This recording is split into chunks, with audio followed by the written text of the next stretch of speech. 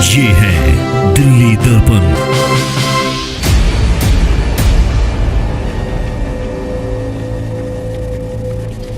Allopathy stupid और दिवालिया science है।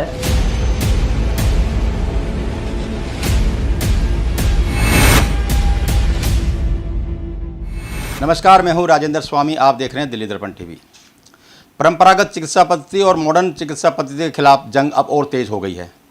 परंपरागत चिकित्सा पद्धति के सबसे बड़े आइकॉन बाबा रामदेव के खिलाफ आईपी स्टेट थाने में मुकदमा दर्ज हुआ, तो इधर चिकित्सा जगत की सबसे बड़ी संस्था आईएमए के खिलाफ इनके जो प्रेसिडेंट हैं उनके खिलाफ भी एक मामला दर्ज करवाया गया है, शिकायत दर्ज की गई है। क्या वो शिकायत है, इस पर बात करने के लिए हम खुद विष्णु शर्मा जी से बात करते हैं, ये जिन्होंने ये कंप्लेंट दर्ज कराई है। क्या सर ग्राउंड है आईएमए के जो प्रेसिडेंट हैं उनके खिलाफ आपने कंप्लेंट दी? नमस्कार। देखिए, ये कंप्लेन अगर मैं नहीं देता तो आप या हमारे जैसे करीब 100 करोड़ लोग हैं, जब उनको ये जानकारी हुई कि अगर आईएमए का जो प्रेसिडेंट है, जिस प्रेसिडेंट का नाम जॉन रॉस ऑस्टिन है, वो व्यक्ति धर्म परिवर्तन के लिए किस तरीके का काम कर रहा है, मुझे बड़ा दुख होता है कि एक व्यक्ति एक संस्था के उच्च पद पर बैठकर इस तरीके का काम कर रहा है। क्या आपने कभी सुना है कि कोई व्यक्ति इस पैंडेमिक के बीच में भी उसका धर्म परिवर्तन के लिए यूज़ करे? एक व्यक्ति ने कहा कि कोरोना का एंड जीसस की वजह से, जीसस की कृपा से। मुझे बड़ा दुख है कि इस तरीके के एक नहीं कई वक्तव्य दिए गए हैं। मैंने अपनी 4 पेज की कंप्लेन में एक एक चीज़ उसके बारे में लिखी है, और ऐसे बहुत सारे और भी मुद्दे हैं जिनसे ये पता लगता है कि इस तरीके का वक्तव्य ये आज पहली बार नहीं दे रहे, ये अमूमन हर तरीके के प्लेटफॉर्म पे धर्म परिवर्तन की इस मुहिम को निरंतर रूप से आगे बढ़ा रहे हैं, और इस तरीके के काम में ये लोगों को एल्योर कर रहे हैं। लेकिन सर उनका व्यक्तिगत एक धर्म है, वो व्यक्तिगत रूप से कह रहे हैं इसमें अगर किसी भी धर्म का व्यक्ति होता, अगर वो समझाने के लिए कुछ कहे तो वो अपने अपने ही गॉड को उसी का नाम उसके मुंह जबान पे आता, तो इसमें धर्म परिवर्तन की बात कहाँ से आ गई? देखिए, कॉन्स्टिट्यूशन, हमारा जो कॉन्स्टिट्यूशन है उसमें एक एक चीज़ डिस्क्राइब है। धर्म परिवर्तन क्या है, कैसे है, एल्योर क्या है, किस तरीके का है, ये अगर मेरी भावनाएं आहत हुई हैं तो ये मुझे राइट देता है कि मैं उस व्यक्ति के खिलाफ कंप्लेन करूं, क्योंकि उस व्यक्ति के जो स्टेटमेंट मुझे सोशल मीडिया के माध्यम से और इंटरव्यू के दौरान मैंने पढ़े, और मुझे लगा कि उस व्यक्ति ने किया है, और वाकई में आप सभी लोगों को जब ये जानकारी हो कि किस तरीके के मेडिकल इंटर्न जो हैं, जो लोग एमबीबीएस कर रहे होते हैं, उनके लिए ऐसे वर्ड्स यूज़ किए गए हैं, जो हिंदू हैं हमारे उनके लिए किस तरीके के वर्ड यूज़ किए गए हैं, आप देखें तो उनकी स्टेटमेंट का एक लाइन में पढ़ता हूं कि I deeply desire to be a living witness of God and encourage young medical student and doctors to receive Jesus as their personal saviour.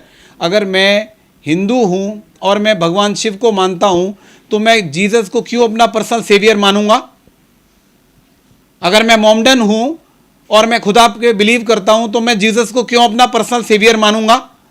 आप इस तरीके का धर्म मेरे ऊपर क्यों थोपना चाहते हैं जिसकी कोई ऑथेंटिसिटी नहीं है? जिस तरीके का आप देखिए, मेरे अपने विचार हैं, आप इस तरीके का कोई भी काम नहीं कर सकते जो धर्म परिवर्तन की परिभाषा के अंतर आता है।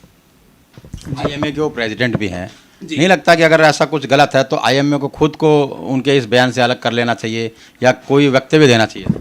आईएमए के बहुत सारे जो पूर्व पदाधिकारी हैं उन्होंने इसका बहुत विरोध किया है, लेकिन मुझे दुख इस बात का है कि वो मीडिया का पार्ट एंड पार्सल नहीं बना। बहुत सारे लोगों ने ट्विटर के माध्यम से, लिंक्डइन के माध्यम से, अपने अलग अलग सोशल मीडिया के माध्यम से उन्होंने बताया कि भाई इस तरीके का काम जो स्टेटमेंट दिया गया है ये जॉन रॉस्टिन के द्वारा वो गलत है, और उसकी भर्त्सना भी आईएमए के जो लोग हैं उन्होंने नहीं की है।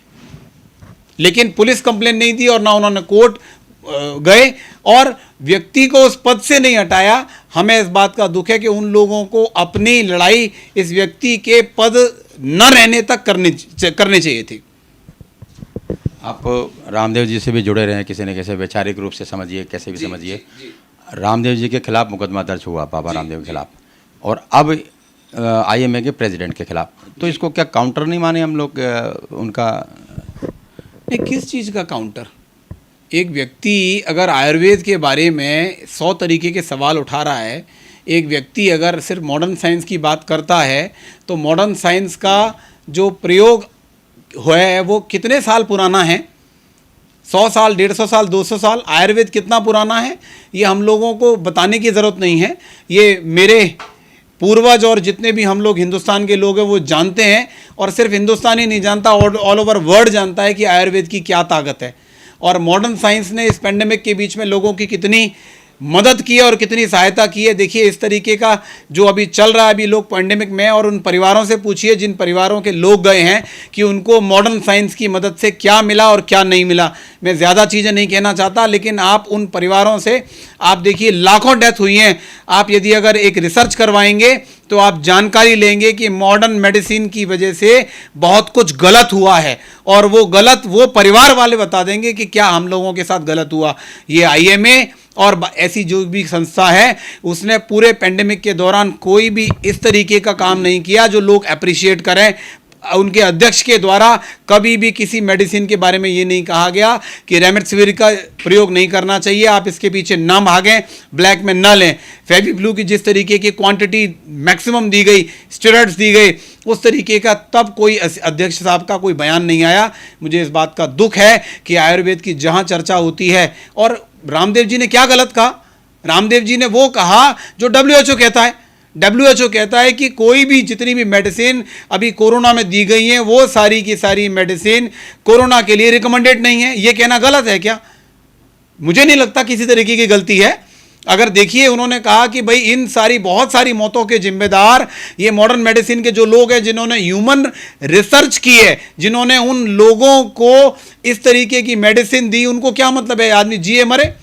तो जिस तरीके की कॉशियसली नहीं दी गई, जो जिसको समझ में आया उसने मॉडर्न मेडिसिन का उस तरीके से ह्यूमन के ऊपर प्रैक्टिकल किया है। इसकी जिम्मेदारी तय होनी चाहिए, और मैं समझता हूं आज नहीं तो कल सरकार भी इस पे संज्ञान लेगी और कोर्ट भी इस पे संज्ञान लेगा कि इस तरीके का जो प्रैक्टिकल ह्यूमन में 1.25 साल में हुए हैं उनके ऊपर जिम्मेदारी किसकी तय होती है, इस पे संज्ञान लेना ज़रूरी है। लेकिन रामदेव जी तो पूरी जो एलोपैथी पद्धति है उस पर ही सवाल खड़ा कर रहे हैं, वाहियत बता रहे हैं उसको। देखिए रामदेव जी ने कभी भी पूरी पद्धति को नहीं कहा। उन्होंने कहा इस पद्धति के द्वारा WHO के विदाउट रिकमेंडेशन जिस तरीके की दवाइयाँ लोगों को हॉस्पिटलाइजेशन के दौरान दी गई हैं वो गलत है। उन्होंने ये कहा कि आयुर्वेद से लोगों की जो रक्षा हुई है, जो घर में लोग बचे हैं, वो लोग सिर्फ और सिर्फ अपने इम्यून सिस्टम और आयुर्वेद की वजह से बचे हैं, अपने योगा और प्राणायाम की वजह से बचे हैं। आप समझिए कि जितने लोग हॉस्पिटल, मैं नहीं कहता, मैं कहता हूँ आप एक स्टडी कर दीजिए, आप जितनी लाखों डेथ हुई हैं उन परिवार के उन व्यक्तियों से पूछ लीजिए कि जिस समय वो हॉस्पिटल गए तब उनकी कंडीशन कैसी थी, और 2 दिन बाद, 3 दिन बाद, 4 दिन बाद, 5 दिन बाद जब डेथ का जब उनको खबर मिली तब उन लोगों को उनका क्या रिएक्शन है, और वो किस तरीके से सरकार को ये बताना चाहते हैं कि कहीं ना कहीं लापरवाही बरती गई है इस पूरे प्रक्रिया के दौरान। लगता है कि जिम्मेदारी फिक्स होनी चाहिए। वो कैसे होगी? सरकार को 100 मोटो लेना चाहिए। कई बार कोर्ट भी ऐसे मामलों में 100 मोटो ले लेती है, तो सरकार को भी संज्ञान लेना चाहिए और कोर्ट को भी। अगर नहीं लेती है तो क्या कुछ ऐसा भी विचार हो रहा है कि इसकी जांच की मांग को लेकर के कोर्ट में जाया जाए? देखिए सरकार की एक मजबूरी है कि किसी भी ग्रुप को, किसी को भी इस तरीके के लिए दोषारोपण नहीं कर सकती। चाहे आप देखें कि जब तक एक इंडिपेंडेंट एजेंसी इसकी जांच नहीं करे, इसकी प्रॉपर जांच होनी चाहिए कि आयुर्वेद के इस पेंडेमिक के बीच में क्या रिज़ल्ट रहे, एलोपैथिक जो मेडिसिन दी गई उनके क्या रिज़ल्ट रहे, जिन लोगों की सीरियस कंडीशंस थी वो लोग कितने लोग अपने घर में सकुशल लौटे, उन लोगों को लौटे और लौटने के बाद किस तरीके के कॉम्प्लिकेशंस हो रहे हैं जो दवाइयाँ दी गई। देखिए इसमें गहन चर्चा की ज़रूरत है और साथ में इसमें एक कमेटी कॉन्स्टिट्यूट होनी चाहिए जिसमें आयुर्वेद भी हो, सरकार के कुछ नुमाइंदे भी हों और मेडिकल साइंस वाले भी हों और सभी तरीके के लोगों का एक कॉम्बिनेशन हो जो ये जांच करके बताए कि किस तरीके का मेडिसिन का दुरुपयोग किया गया है। एक ह्यूमन ट्रायल, कोई भी मेडिसिन अगर पैरासीटामोल भी अगर बनी है तो उस पैरासीटामोल को भी पूरी प्रॉपर रिसर्च करने के बाद बनाया गया है और ये कहा गया है कि ये प्रेग्नेंट वुमेन के लिए सेफ़ है, ये लैक्टेशन वुमेन के लिए सेफ़ है। तो क्या आप जब स्टेरॉइड्स दे रहे हैं और उस पेशेंट को दे रहे हैं जिसका ऑक्सीजन लेवल कम है, जिसको प्रॉब्लम है, आप ये देखिए कि क्या आपने कोई किसी भी तरीके के उन रिसर्च को थीसिस, मॉडर्न साइंस वाले कहते हैं कि हम लोग रिसर्च पे चलते हैं और सालों की रिसर्च के बाद एक मेडिसिन आती है। तो जिस तरीके की मेडिसिन का प्रयोग इन लोगों ने किया गया, इनके प्रिस्क्रिप्शन, इनके जितने भी हॉस्पिटल के जितने भी पेशेंट्स की डेथ हुई है उनको क्या क्या दवाइयाँ दी गई, 2 दिन 4 दिन 5 दिन, इन दवाइयों के ऊपर प्रॉपर एक कमेटी कॉन्स्टिट्यूट करके एक निर्णय आना चाहिए कि इन लोगों के साथ गलत हुआ है और गलत हुआ है तो इन जो लोग जिम्मेदार हैं, जो संवैधानिक पद पर बैठे हैं या जो लोग इस संस्था के अपने आप को उच्च पदाधिकारी कहते हैं, उन लोगों ने यदि अगर अपनी जिम्मेदारी को नहीं समझाए तो मैं समझता हूं कि उनके ऊपर भी कार्रवाई होनी चाहिए। तो बिल्कुल सुना आपने, इस प्रकरण में कोविड-19 की जो महामारी है ये बिल्कुल कम हो रही है, लेकिन अब इस पर सियासत तेज़ हो चुकी है।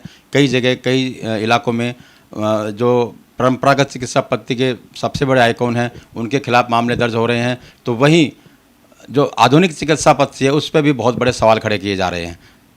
यारों पहले भी लगाया जाता रहा कि इस पेंडेमिक में सबसे ज़्यादा अगर लूट खसोट हुई है तो वो हॉस्पिटलों में और डॉक्टरों द्वारा की गई है। इस तरह का एक माइंडसेट बना है, लेकिन अब इस एफआईआर दर्ज कराने के बाद, इस शिकायतों के बाद ये मामला और भी तूल पकड़ता जा रहा है। सोनू के साथ राजेंद्र स्वामी, दिल्ली दर्पण टीवी।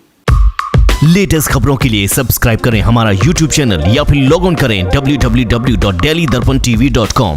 खबरों की कवरेज और विज्ञापनों के लिए संपर्क करें इस नंबर पर।